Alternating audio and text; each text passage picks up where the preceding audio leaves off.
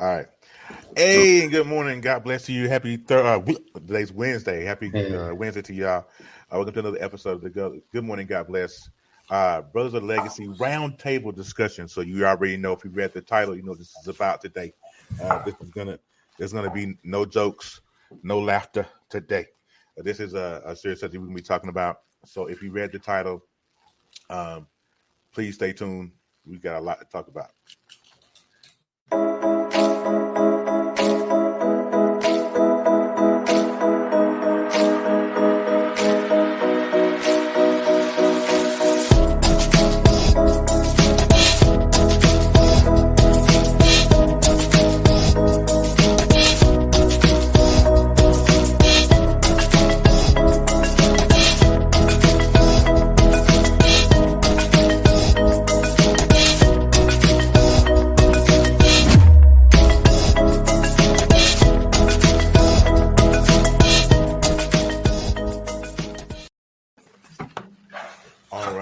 Back. Hey, Cheryl. Good morning, Lisa. Good morning. Good morning. Good morning. So before we get started, I want everyone that's in here watching on Periscope and or Facebook, please share this broadcast out. We definitely, and if you're a part of the Brothers of Legacy group, AC has thrown up the StreamYard link in that particular group. If you want to be part of the conversation, please click on that link, and we'll get you on. Because we love to talk to you. To get a better idea. So while we are here today, we're going to talk about and try to help each other process what happened with George Floyd. If you're not familiar with what happened with George Floyd was a Minneapolis, Minnesota native. He was handcuffed and accosted by a police officer. The police officer stuck on the back of his neck until he no longer breathed. Until he stopped breathing. So we're gonna talk about that. So I'm gonna I want to get the feelings from the brothers real quick about that situation. We're gonna talk about the other one in Central Park, but we want to talk about George Floyd first. Before I let you give you guys the floor, I want to say my condolences go out to the George Floyd and his family. All they have to go through and suffer this loss. It is infuriating as a black man. Oh, he is a black man. To see that, the images in the video, they kept running and running. Hey, Slow Glow, they kept running and running. It was just unbelievable. So, whichever one you guys want to take over the floor. Good morning, everybody. Good morning. Good morning. Good morning. Appreciate you guys rocking with us. You know, we're rocking with the Brothers of Legacy. And you know,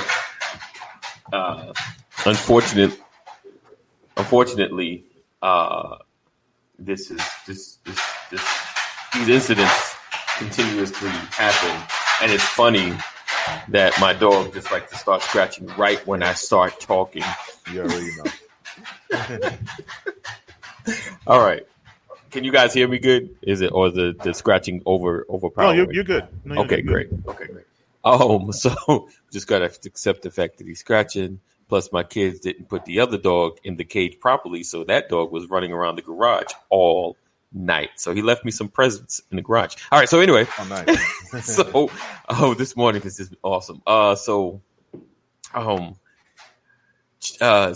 Before we started the broadcast, Terry was asking, you know, did he want us to put up the images? And Pastor will get this. We can talk about that. I want to talk about that as well. But for me, what I was going to say, before he told us to hold it, because we don't want to start a deep conversation before the broadcast, because we want you all to get a fresh dropping of what we're talking about. I thought about Emmett Till. You know, I think, if I'm not mistaken, he was like the first national picture for the world to kind of see what was happening in America to black people. You know, like I'm thinking, but I know the mother purposely wanted an open casket so people could take pictures and the world could see. Yep. And I think moving forward, you know, seeing it is, you know, how you see so much. You know, my wife said yesterday, it's becoming, you're seeing it so much that we're not even shocked as much as we used to be. You know, like it's starting to seem like not as much as an atrocity because it's becoming so normal to see, you know. And now whenever you see like a video, if you don't see a caption and you see like a police or you see something, you're hoping that it's not going to turn out bad. You know, like if you don't know exactly what's the basis of the video, you know, you're hoping that it's not going to turn out bad. So I think it's painful. There's a lot to change in our country. Of course, we always know that this is something we've dealt with, not even like a white black thing, but a black community and police thing that's happened because black cops have been sometimes just as rough as white cops in our community historically. And we have, to me, and we've kind of been on this for a while, just talking about changing our community, changing our policies. Who do you vote into office? Who pushes the public policy? I mean, I always say you can't, it's hard to just change people. You know, you can't individuals because there's going to be doodle birds everywhere. There's going to be people with malicious acts everywhere. But it's the justice, you know, I think that I'm at the point that I've got to watch those Twitch. Don't. Yeah, I had to read that first. Yeah, Twitch. When you see the little Twitch thing, read them. Yeah, read it. They are the serious trolls. But anyway, they're the devil. Yes, yes. So yeah, just changing the conversation as to, you know, what do we do in our community to change the atmosphere? What do we do in our community to change the policing policy? Because a lot of times some of the problems is there's this dividing line between the police and the community, whereas the community should be as one. You know, they should be policing the community to protect and serve, you know, and they should know their community and who they're dealing with. That's what I got right now. Okay. Well, I'll tell you what. Wait a minute. Hold on one sec. Let me go ahead and kill that. Okay. So, before Pastor Brian get into it, because Pastor Brian, before I even put him on camera. Hey, Tawana. Huh? Go ahead. Oh, before I even put him on camera, he was on one already. So I know pretty much where he's going. So I'm gonna give him a chance to shine. I mean, to say his piece. Here's my thing. Hey, Tawana. It infuriated me, and I'm reading Pastor Brian's shirt, and I think that shirt was when Mike Brown was murdered up in New York.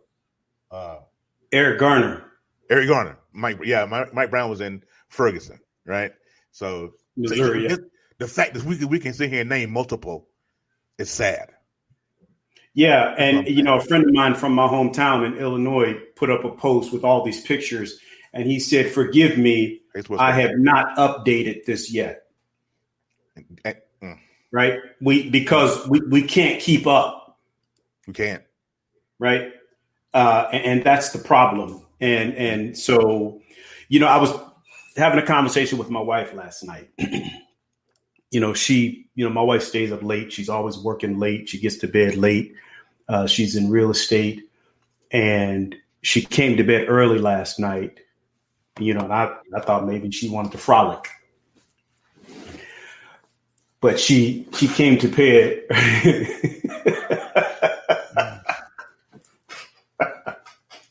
You know, your woman come to bed early, you thinking, you know, you about to get some business, you know, but she came to bed early last night, and because her heart was heavy, you know, she was sick to her stomach.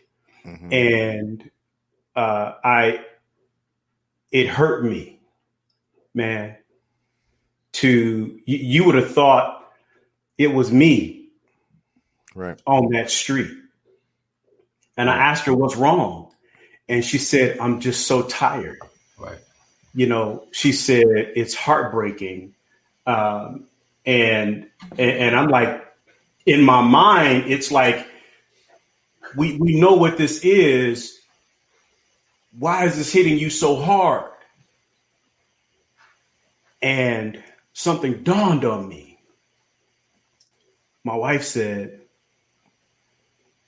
"You told me to imagine that it's you." Mm. Right? Right. You've been saying that it doesn't hit home until it really hits home. Right. And until we start to visualize that every time it happens, it is hitting home, Right. we won't do anything. Right. The problem is that even too many Black folks are complicit in all of this. Right. We can have a conversation around the kitchen table, but we won't have it at the boardroom table. Oh, right. Right. The issue is we'll complain to one another. Right. Right. And I had to, and so it dawned on me a couple of weeks ago when Aubrey, this brother who was jogging, Right. and I don't care if he was jogging with boots on. I don't care if he had hockey skates on. I don't care what the bottom line is. He wasn't messing with anybody. Right. Right. Right. Right. And so what I've learned is why. Let me ask this question, because I got a lot to say, y'all. I'm not going to be able to say all of this today. I'm going to have to reserve because I'm going to have to go online and just say some stuff. Right. Yeah. And that's what I realized. I can't. This ain't enough for me. Right. You know, something has triggered in me. And the thing is, why do we have to say out loud, Black Lives Matter? Right. Right. Why do I have to tell you that my life matters? Right. Right. Right. Why did the man have to shout, "I can't breathe"? Right. Right? Yeah. If you put your knee in somebody's throat, Right. you know you are cutting off circulation to the brain. Yeah. You know that because you've been trained Right. in that area. Right. Yeah. They know. There's a certain amount of time that you have to subdue somebody, to grab them by the throat or put your knee in their throat. There's a time limit. Right. You're trained. Right. You know how long. You know Right. how long. Right. Right. And so when you go past 30 seconds, because I think Right. the time limit is 30 seconds. Right. Yeah. When you go past that, Right. you're no longer law enforcement. Right. Right. You've Right. now Now you're become a murderer. criminal. Right. Yeah. Right. Right. And what bothers me, let me tell you something. What bothers me is the control of the narrative, because the message from the media was man dies after being detained by police officers. Now, I want you to hear me now. Right. That the message is man dies after being detained by police officers. Right. It should read cops kill Black men on the street. Right. But when you say man dies after being detained, you're leaving that open for debate as to what happened. Right. That man died on the street. They said he died later. Right. Yeah. No, he died right there.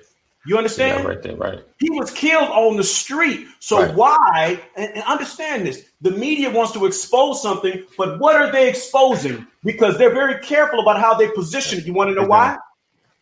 Because they're facing rebuke for how they position it, because he has not been seen in a court of law. He hasn't been tried. The man hasn't been tried in a court of law. Right. Let me tell you something. Anybody with eyes, anybody with a pulse and the ability to process thought knows that man was murdered on the street. Right. I don't need a jury to tell me that that man was killed on the street. Right. But that's besides the fact. I wanted to make that point, but here's the reality.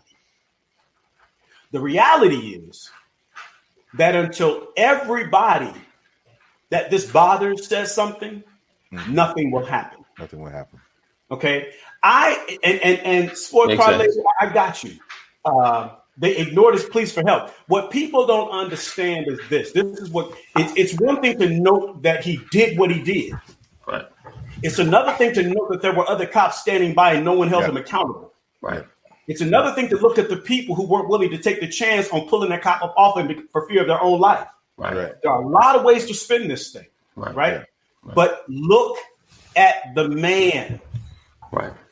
It's broad daylight. Right. He's got his knee on this black man's throat. Right. Yeah. He's got his hands in his pocket and he's looking up. He's completely comfortable. Right. Yeah. Right. That's what pissed me off. He don't give 2 cents for the fact that he's been recorded. Right. He don't give 2 cents for the fact that people are saying something and telling him that the man can't breathe. He didn't even move when the EMT went to check the man's pulse. They had to pull him off. They had to snatch him off that man. Yeah. When, I don't care. Listen, what I'm trying to tell you is I don't care what they didn't do. Right.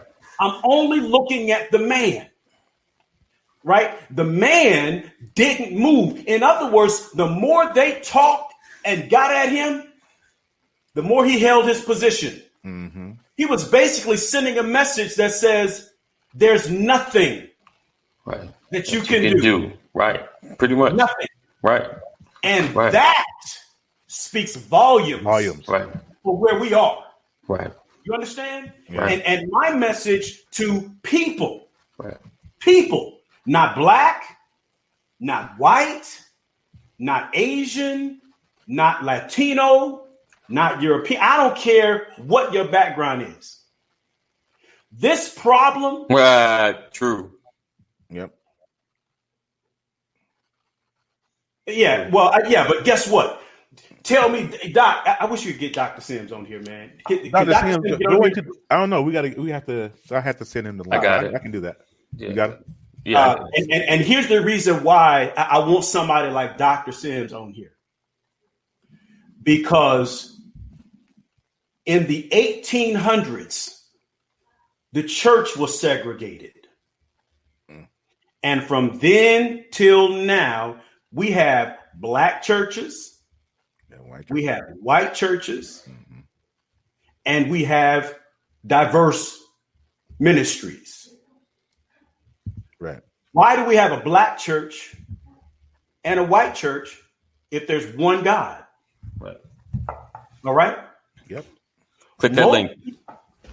Yeah. So my point is, I got up at 6 o'clock this morning, and I started typing a message to my. But God, thank you for mercy, grace, and favor. Satan is the God of this world. That is scripture, mother. I want you people saying that man is going to be judged by God. He absolutely will be judged by God. People say that man's going to go to hell. You don't know where that man is going. Right. All right. Right. But until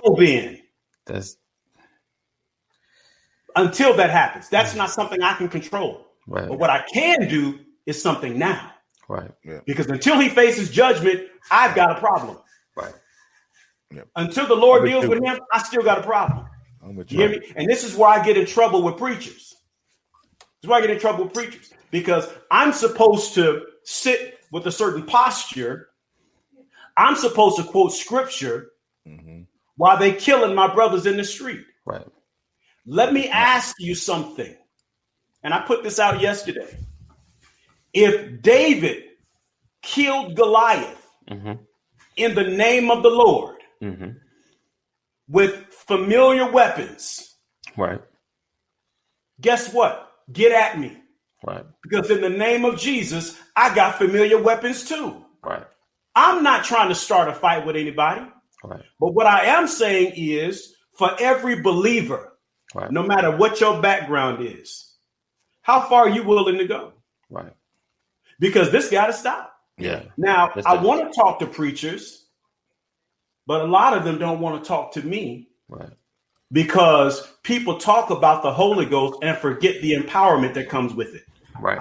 Right. Now, I'm jumping around and all of that. And I need to, we want absolutely sugar booger. It's funny saying sugar booger. We'll get into that next. We want to talk about George first. Evs. I wrote a letter. I wrote a message to all of my non-black friends this morning who are watching in the wings. They're watching. They're creeping in the wings. They're not saying anything. Right. But they're watching. Right. They're watching everybody and they're watching me because they have a personal relationship with me. They're going to want to know what I'm doing in this season. Right. And so I sent the message directly to them. And I said, if you're my friend, let me forewarn you that I'm getting ready to trouble the waters. Mm-hmm. So your friendship will be validated very soon. You say you love me, then get with me. Because do you love me because you got a black friend? Or do you love me because I'm your friend? Because if you're silent in this season, if you're not standing with me, then dismiss me. Right. And so I'm challenging, and here's the reason why. I'm challenging them because I remember the movie Malcolm X when Denzel is walking up the stairs into a building, right? And a young white woman comes to him and she says, I appreciate your cause. What can a white woman like me do to help you? And he looked at her and paused and said, nothing. Nothing. That's wrong. Mm-hmm.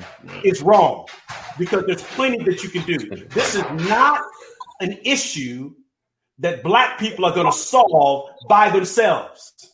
Nope. This is an issue that we, the people, have to solve collectively. Because and I'm gonna tell you something, there's a video floating around right now of a young black man at a city council meeting. And he's stepping up and he's mad because of the racial injustice that's plaguing our society. And I posted it early this morning. Yep. And what happened is white privilege was activated to cover a black man. Mm. The police were in there ready to choke that man out, ready to take him to jail. And he got surrounded by Asians and white people. Right. Yep. And they were shouting, don't touch him. And you know what? The police didn't touch him. Right. He climbed all up on the podium, and a little Asian woman climbed up on the podium with him, daring the police to touch him. If no one had stepped up, he would have been taken down. Right. Mm-hmm. Right. They would have had that man in handcuffs in a chokehold, and it'd have been another Eric Garner situation. Right. But what I'm saying is to all of my non-black friends, exercise your non-black privilege and get on the bandwagon here, or don't call yourself my friend. I don't hate you. I love you, but I need to know who I'm rocking with. Right. That's just the reality, because I want to be able to call your name. Right. And if you're afraid for me to call your name, then don't call me your friend. Right. So that's the reality. Yeah. So we're moving in a day, and Dr. Sims, man, I'm glad you came on. I appreciate you. Thank you, Brother Terry, for coming on. Brother, I have a question for you because I respect you. I don't know. I know we read a lot of the same books, but I got one that I don't know if I'm not sure if you've seen it. Are you familiar with Jamar Tisby? Jamar Which Tisby. One is that? This is The Color of Compromise. I like that. I'm going to add that to my reading list. Okay. This is Jamar Tisby. And if you send me your information, I will buy this book and send it to you. This book deals with the historical account of complicity in the black church. All right. Okay. It tells us, it gives us a message that most of us don't want to hear. I understand.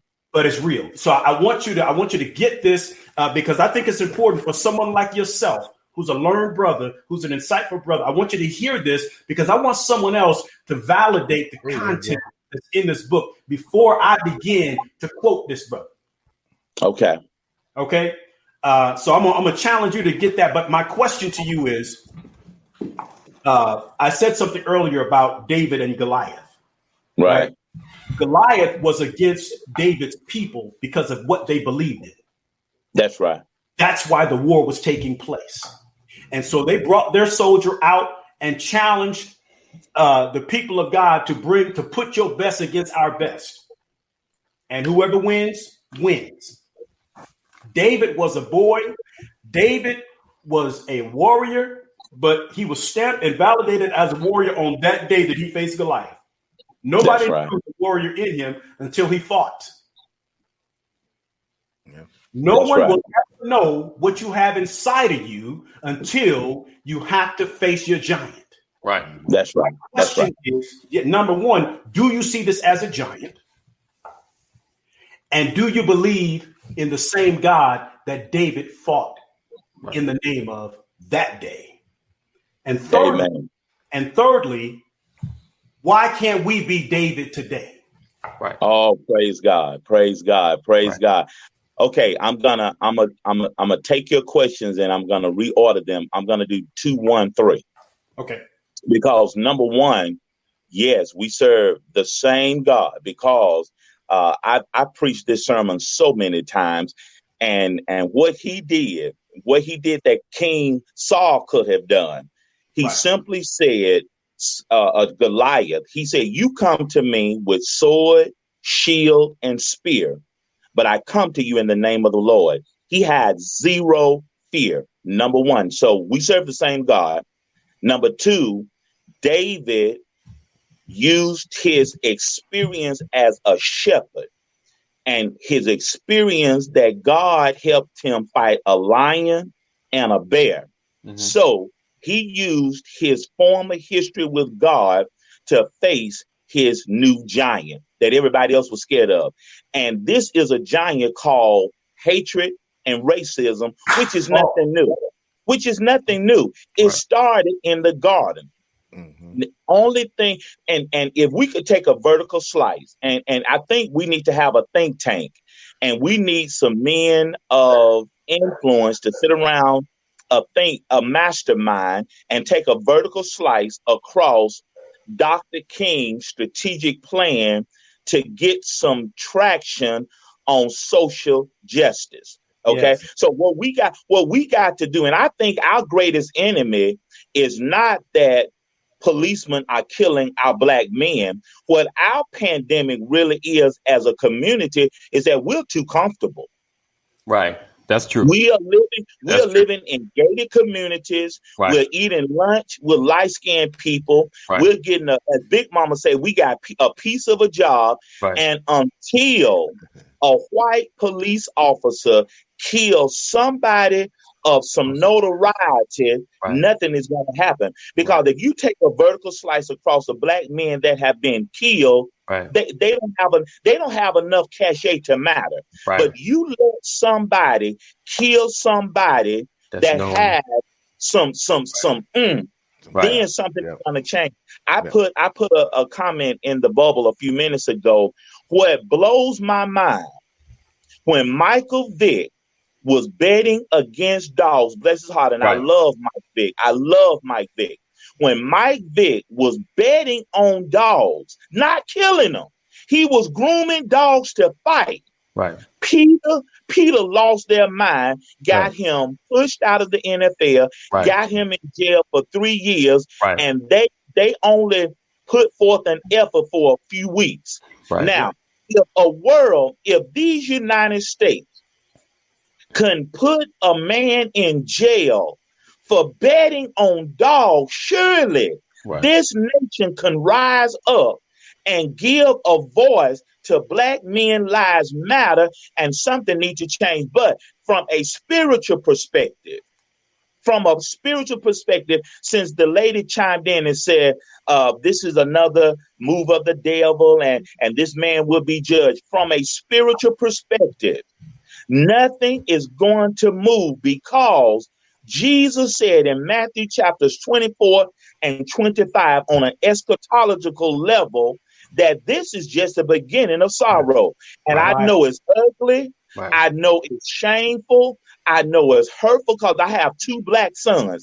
I have 3 Black brothers. I have so many uncles. I have parishioners. I have friends. I have y'all 3. And I know this is hurtful. Right. I know it's painful, but hatred is nothing new. And the only reason we are seeing it on a large scale is because we have the advent of cell phones. Come on, somebody. Right. Yes, sir. That's true. Yes, that's true. That's true. I mean, it's like you said, it's taking us coming together, taking the action. Yeah. And unfortunately, if it's not someone that's well known, more action is not taken. And I think it's the perspective of who we are in this country that keeps us from getting the full justice that we deserve.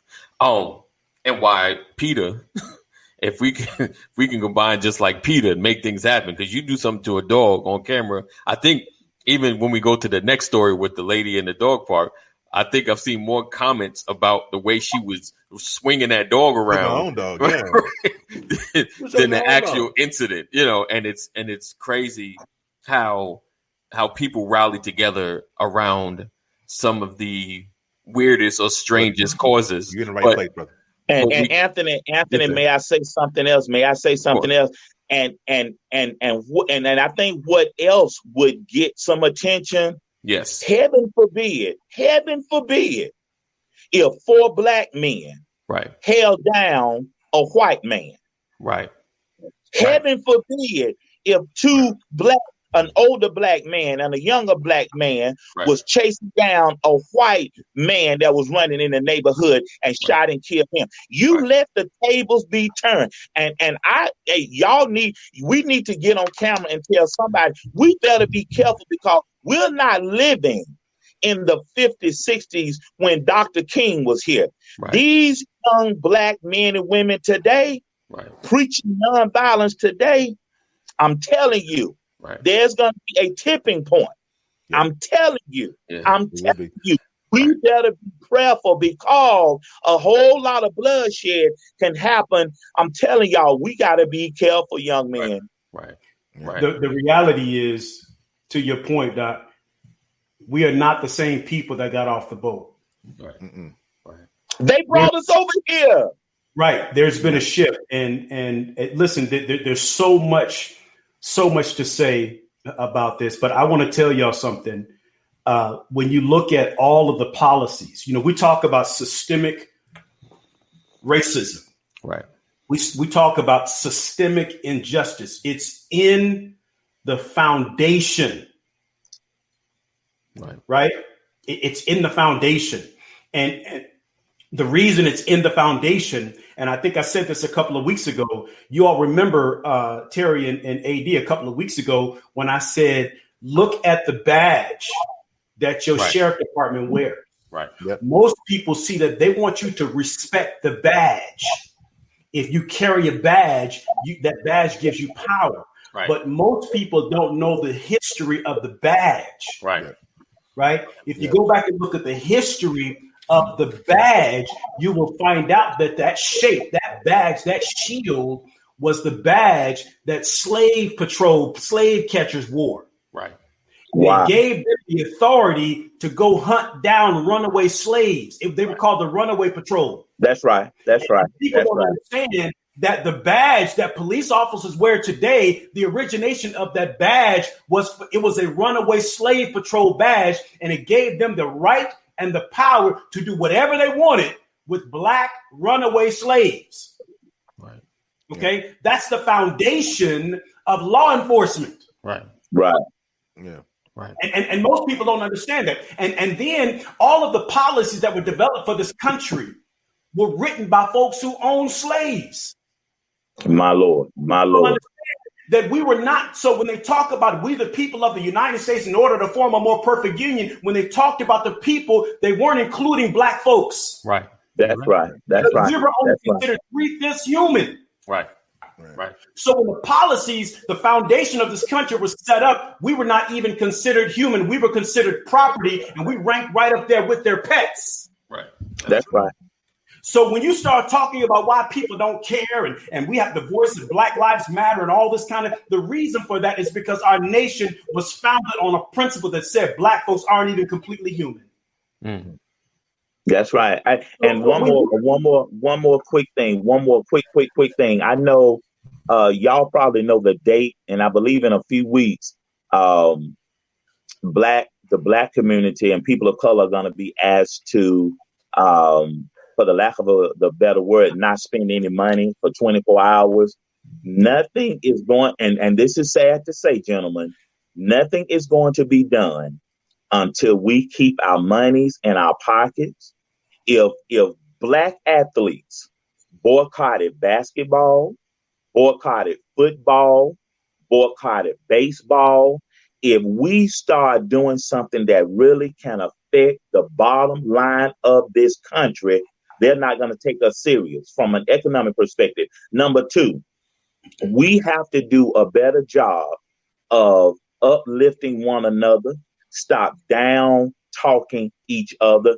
We are going to have to do a better job to RSEPCET. RSPECT is early in the morning. It's okay. Yeah. Come on, We got to do a better job of loving Terry, loving Pastor, loving Anthony, loving our Black women. We got to do a better job. We got to do some housekeeping. So the solution has so many legs to it. We got to hit this country in the pocket. We got to love each other better. And we have to get uncomfortable as a community. If we don't get uncomfortable, if we don't start raising our hand and say, we're not going to take it. And y'all know I love movies and I love music. In the words of Evelyn on The Wiz, I don't want nobody to bring me another story of a Black man has lost his life in the street. We got to raise our hand and say, we're not going to take it anymore. Right. So to your first point, as far as the boycotting of businesses, real talk, we just need to have a viable, consistent alternative to wherever we spend our money, like, for the basic products, because one day is not going to matter.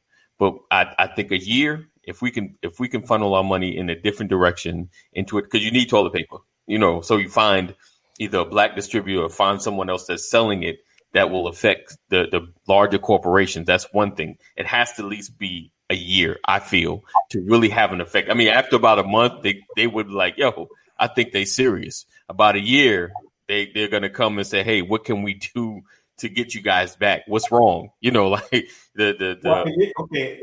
And you preaching, bro. You preaching.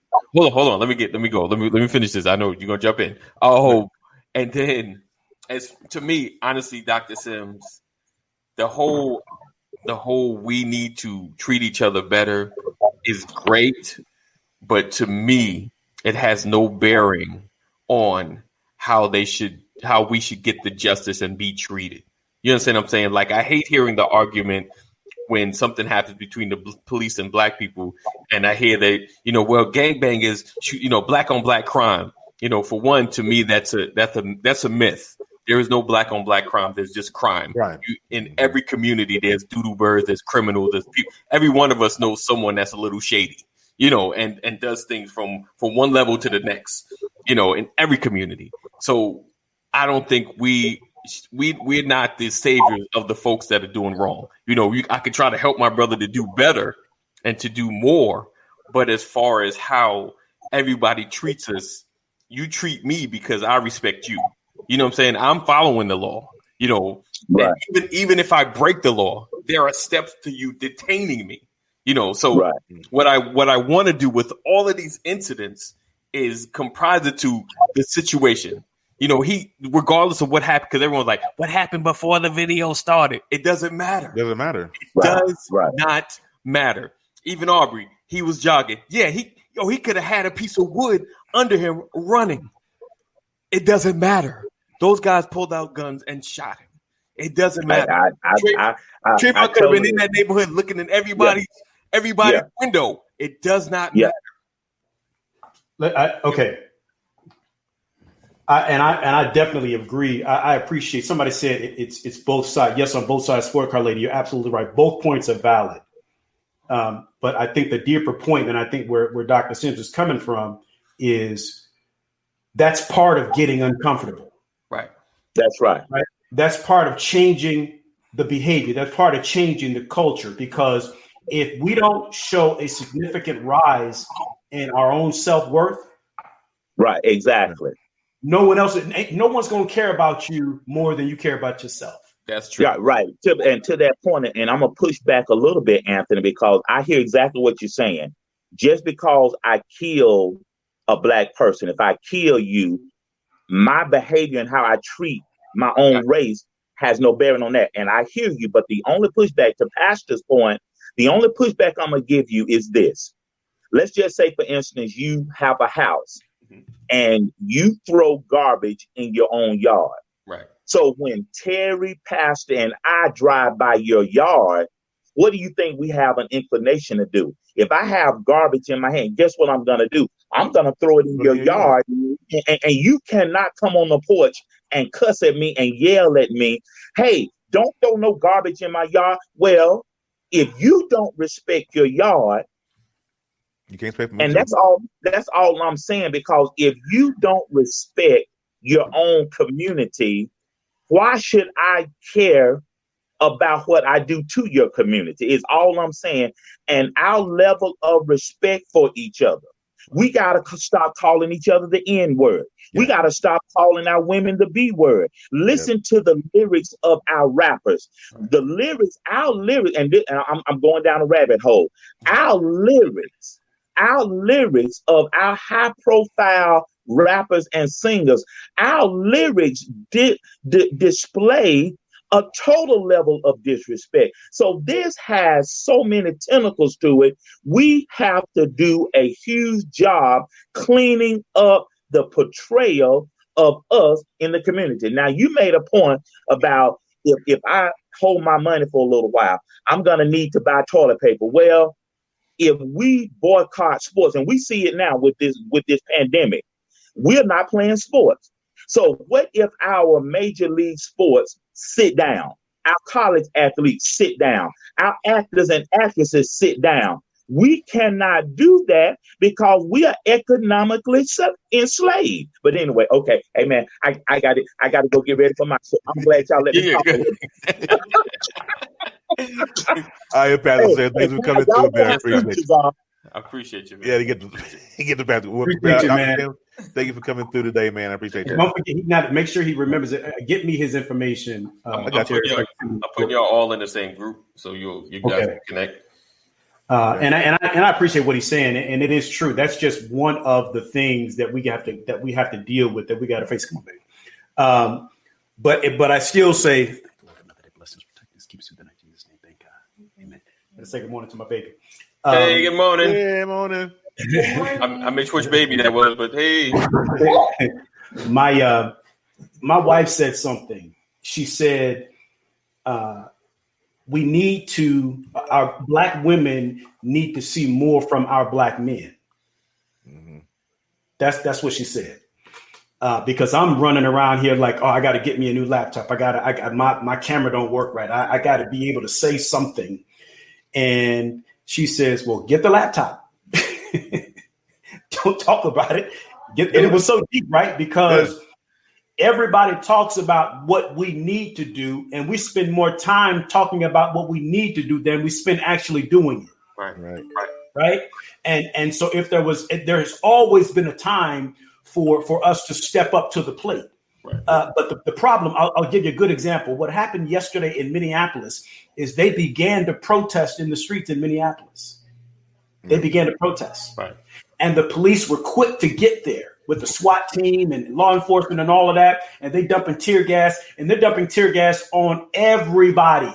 Right. Yeah. You see white people getting milk and stuff poured in their faces. You see white people being instructed to close their eyes and hold their breath and all of that. Yeah, she said, just do it, sugar booger. That's right. That commercial. Nikes. And the reason why people are limited in their response is because they're concerned about the retaliation. Right. Yeah. All right. When slavery happened, when they came to Africa and started snatching us up out of Africa, the first thing they did was kill the chief. Right. They cut off the head. Right. Because if you cut off the head, the body gets confused, and then the body will accept whatever leadership steps in place. Right. And that's the reason why even in slavery, the culture was to use black studs. Right. To impregnate women, to create more children, but they never allowed them to father them. Right. You created a culture that said to the black man, I can make babies, but I don't have to take care of babies. Right. You taught the families to be okay being separated from their head. Right. And the only mark of leadership that they saw was the slave master. Right. And so now you're creating a culture where all black people see white people as the head, as the leader. Let me ask you. Power. Let me ask you this: do you think, at least in that respect, that has changed significantly now? Like a lot of, based on the CDC, I think it was a 2010. A lot more black men are involved in their families. They're in their households. They're taking care of their children, and some are not actually in the household, but they're still involved in their children's lives. You know, they're separated, you know, as far as family, but they are still, you know, in the lives of their children. And I know it's not totally the same as being in the household and being the leader of your home and things of that nature. But do you feel like the shift is happening more so? That's personally. Yes. Personally, I think the opposite. Okay. I think that there was no greater joy for me than to watch all 5 of my children being born. Right. There was no greater joy. Right. As well. What plagues our society is that we just didn't have a model. Right. That's true. They took our model. True. Right. That's true. But if you were to sit down and talk to Black men, I don't think there's anybody there's very few that don't want to be the father to their children. Right. It's just that when you put me in a situation where it's almost impossible for me to raise and take care of my children. Right. Right. Now life becomes self-preservation. Right. Right. If I see clearly that my woman's going to get more support without me in the house, what you're telling me is to hide behind my woman. Right. Right. Yeah. True. True. Right. The social movement, the social workers in the 60s. What did you have to do? You couldn't have a man in the house. Right. Right. And get support from the local government. Right. Right. You had to be a single parent. But a woman wanted a man. Right. But in order to have a man, she had to have him in secret. Right. You had to hide daddy's hat. Right. Hide daddy's coat. When the social worker showed up, daddy had to hide. Right. And mama dealt with everything. Right. Thank you, Dr. Rollins. Hide or disappear altogether. Because there were no benefits for you. If they saw a 2-parent household, they would say, oh, you don't need any help. Right. You good. Right? Yeah. And so what happens is mama gets empowered. Right. Daddy gets reduced. That's true. And daddy not only gets reduced in the public eye, he gets reduced in mama's eyes. Yep. Well, yeah. Because he gets reduced in the eyes of his son. He's not providing. In the eyes of his daughter. You don't look like a shepherd. You don't look like a leader. You look like one of the children, which is why so many Black men call their woman mama. Right. Right. Mm-hmm. Right. And so Dr. Sims was alluding to that. He was alluding to the fact that we have to see ourselves differently. And when we see ourselves differently, I'm going to tell you something. And I never got a chance to say this. I told you earlier. This is not a Black problem. It's not a white problem. It's an American problem. It's really a global problem. Right. OK, if you want to talk about endangered species, the one species that gets treated the same all over the world is the Black man. Yep. Think about it. Everybody on the planet sees him the same way.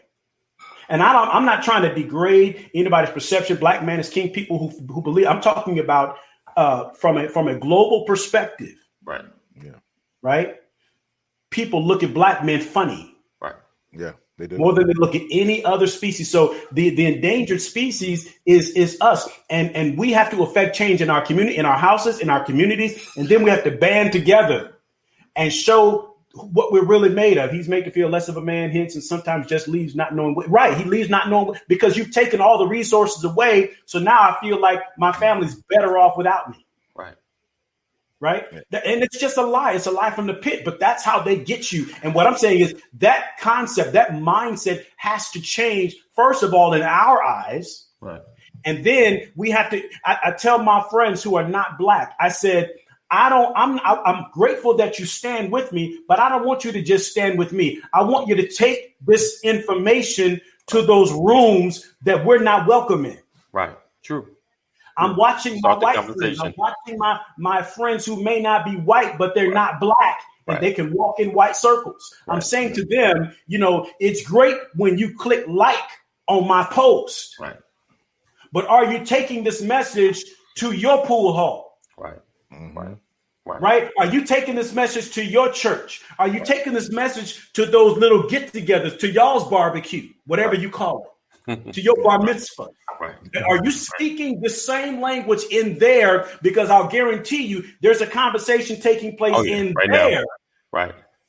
You understand? Yes. And so until that begins to happen, we're not going to see change. It's not a black problem. Right. Right. It's a national problem. Right. Yeah. Right. It's just an absolute problem. I mean, go ahead. Go ahead, Terry. I was going to shut it down. Go ahead. I know we're running over. Oh, so yeah, we're gonna table this, and we can definitely. No, we're gonna do part 2 tomorrow. Yeah. So listen, you guys come back tomorrow. We'll finish this up. This is part 2. This is part 1. Part 2 is tomorrow. Yes. It's a lot to talk about, and we really gonna have to do something, and put this movement together, and not just talk about it. Because we can talk for hours and hours and hours. Just like to Pastor's point, he's been saying all morning, is that if we don't put anything in action, it means absolutely nothing. Right. So we need to put something in action. So just so y'all know, Brother Legacy, we are in schools. Yeah. We would probably be a little more in schools right now, but my meeting got shut down when COVID hit. So understand that movement in the Brothers of Legacy is happening. So understand we're not just up here talking. We're actually in the process of a movement. So just understand that. Because I know that's going to come eventually. What are y'all doing? So they are. We are. Know that we are. Yes. So it's time for me to catch a flight. That's because I'm too far away. It's time for me to catch a flight. Yes. But today is Wednesday, so of course you guys know. If you don't know, Brother Anthony Walker down at the bottom right here has a show with his wife, Miss Samantha, called Quarantine Chronicles. Purpose for Forever. Quarantine Chronicles. Quarantine Chronicles on Wednesday, 8:00 tonight on Facebook. So make sure you follow those guys. We got an awesome couple tonight. We got another couple. Oh yeah. Thank you, Rita. Thank you, guys, Rita, for coming through. All the shares, all the emojis, all the hearts that I'm sure that was passed through on Periscope. I didn't see them because I don't have Periscope pulled up. But we want to thank you for all of those. I want to thank AD and Pastor Brian. If I will never say this to you guys live on air, I appreciate the both of y'all. Appreciate you for what we do here, and I think that we're touching a lot of people. We're gonna help a lot of men. So that's kind of the whole thing. All right, that's right, Dwight. Boots on the ground. Right, it's needed. It's time to just do something. All right, so we're gonna get out of here. We're gonna see you guys on tomorrow for part 2 of this conversation. Make sure that you come back in the building. All right. Yes. Have a good one. Peace out.